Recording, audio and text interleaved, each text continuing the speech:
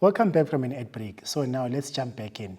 So our next question on the application questions is asking us to write each of these descriptions of a reaction as a balanced equation. So we have nitrogen reacts with hydrogen to form nitrogen trihydride. Remember, nitrogen and hydrogen, they are part of the diatomic molecule, so they exist as two. So when we're writing this thing as a chemical equation, we will have N2 plus H2 reacting to form. So remember that nitrogen reacts, that's the plus sign, with hydrogen as a diatomic molecule to form. So it reacts to form nitrogen trihydride. So that is going to be our NH3. And sometimes it's referred to as ammonia, or what you commonly know as handy-andy. So now, this equation, as we can see, it is not balanced. We need to balance it because the question says we need to write these descriptions as a balanced equation. We're seeing that left-hand side, the reactants, we have 2 nitrogens. We have 1 nitrogen on the right-hand side. 2 hydrogens on the left-hand side, the reactants, and 3 hydrogens on the right-hand side, the products. So if I insert a 2 here, that means I have solved the problem of nitrogen. Now I have 2 nitrogens and 2 nitrogens, but created another one of hydrogen, because 2 multiplied by 3 is going to give me 6. So that is going to give me 6 hydrogens. But on the left-hand side, the reactants, I have 2 hydrogens. So what happens if I put in a 3 there? I know that 3 times 2 is 6. So I have basically solved the problems. I have 2 nitrogens, 2 nitrogens. 3 times 2 is 6. 2 times 3 is 6. So we can then say that this equation is finally balanced. Now our next and last question is saying carbon reacts with chlorine to form carbon tetrachloride. So remember, chlorine is also part of the diatomic molecules. It exists as 2 if it is not chemically bonded with anything. But carbon, it is not a diatomic, so that can exist as a single atom. So carbon reacts with chlorine, Cl2, so they can react to form carbon tetrachloride. That has a chemical formula of CCl4. Remember, 4 means tetra. Now, how do we then balance? We count. 1 carbon, 1 carbon. Chlorines, I have 4 on the product side, but I have 2 on the reactant side. So that's quite an easy one to balance, because if I insert a 2 there, I have solved the problem. I still have 1 carbon on either side, and then with regards to the chlorine, 2 multiplied by 2 gives me 4, which is 4 chlorines, and then on the right-hand side, I still have 4 chlorines. And on both equations, we now see that the number and the type is maintained. And because the number of the atoms on either side and the type of atoms on either side are the same, we can therefore say that these 2 equations, they are balanced. Now, let's do a quick recap. Throughout this entire lesson, we looked at chemical reactions, and within that, we're looking at the chemical equations, what they entail, what they are.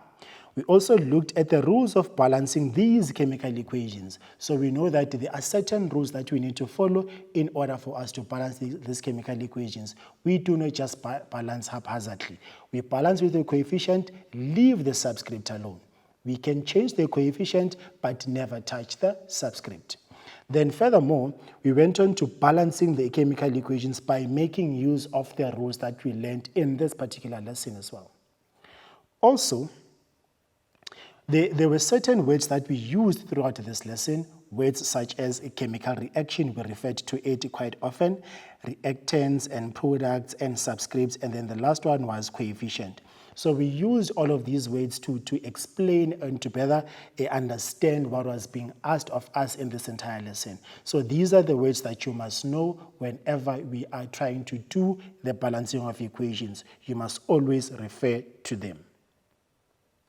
Then also now, the very important thing to remember about this entire lesson, if you need to take at least one thing out of this lesson, not one thing, 3 things. Let's say 3 things.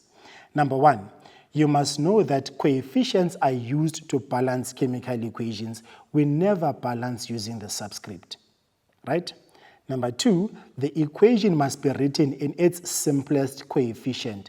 We made an example of we can say 4H2 plus 4O2 reacting to form, let's say, H2O.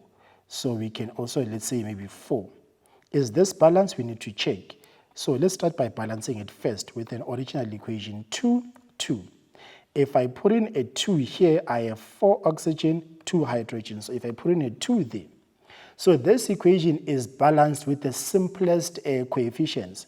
However, this is also balanced with the 4H2 plus 2O2 reacting to form 4H2O. So this equation is still balanced because we still have the same number of atoms on either side. However, what's important is that we need to balance with the simplest numbers. We know that between 4, 2, and 4, there's a common factor of 2. We can divide the 4 by 2, we can divide the 2 by 2, we can divide the 4 by 2, so that we get the simplest coefficients that we can use to balance as we did there. So that's what this point is talking about, that the equation must be written in its simplest coefficient. That's very also important to know. Then the last one that you must know is that we cannot destroy nor create new atoms. We are simply rearranging them, which also speaks to the balancing, that we can't start with 5 atoms, but at the end of the reaction, we only have 2 atoms. We need to account for whatever that we put in when we finally get the product. So what we're putting in, we must get exactly the same thing outside, just in a different arrangement. That's very much important to know. Now, I have talked a lot. Now, your chance now, I'm giving you a chance to also answer certain questions. And the question that I'm giving you as a challenge is, I want you to give the general weight equation for a nonmetal that burns in oxygen. So there must be a nonmetal that needs to burn in oxygen. So I want you to give me a general weight equation for that particular thing. And I know that I have so much faith in you that you're going to do it. And I know that you understood what we've been going through. And if you don't, you can always go back and refresh your mind. Now, I hope you had as much fun as I did in this lesson. And until next time, bye.